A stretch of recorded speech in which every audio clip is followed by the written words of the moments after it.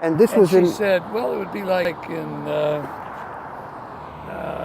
1895, 19... In Yiddish, it's a schwarzer Hund, a black dog. Yeah, oh, he's a Schwarzer Hund, all right. Yeah, yeah. So, they would go to Peoria, which was the closest town in Illinois, Yes. to get kosher meat. Uh-huh. So every 3 months, they'd get enough meat at a kosher butcher shop to go 3 months. So you can imagine how heavily salted that meat must keep it from going bad. He just had a huge camera. I didn't want to...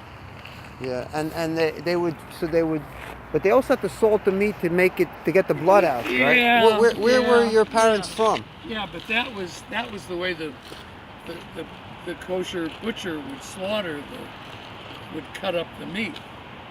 But you Right. also have to, Casey, come here. No. Anyway, I always remember that story, how they'd go every 3 months. Did they have a shul where you grew up? Where I grew up in Chicago? Yeah. You were in the big city. Well, in Chicago, we had They had 100. B'nai Ruvain was Orthodox. There's a few old shuls there. Where, in Chicago? Yeah, wherever there was the mob, there was shuls. There was a guy walking here with his wife in a wheelchair, and he told me that he was in the mob in Brooklyn, in Williamsburg, and they had a rebbe would stick a lucky penny in their hand and give them a blessing in the 40s. This is before the Lubavitch opened shop in Crown Heights. You're looking for my garment here, but when I was in I really thought it was tzitzis. No, this is not tzitzis. But Tzitzis is on the side. tzitzis is on. I used to wear tzitzis over here.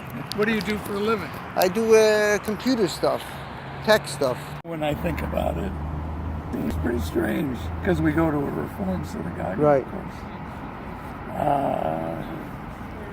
It just seems, looking back at it, but it was part of my life. It was keeping kosher was part of my life. When I was 11, my older brother had an appendicitis attack. My parents took him to the hospital, and I ate upstairs at our neighbor's house for dinner because I came home from school. So my parents asked me, what did you have? What did they serve for dinner? What did you eat there? I said borscht. Yeah, beets. No, borscht is salami. Oh, Borscht Wurst. is salami. I always thought it was Wurst. No, It's Wurst- Chaser. It's Borscht Chaser. is German word. Yes. Pure There's German. a shop right near the shul here in Santa Monica to have But that. it's salami. Yes, it's the...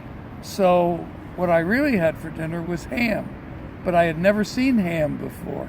And the closest, as a little kid, the closest I could think about looking at ham, never having seen it before. Right. I was 11 years old, had never Right. seen ham.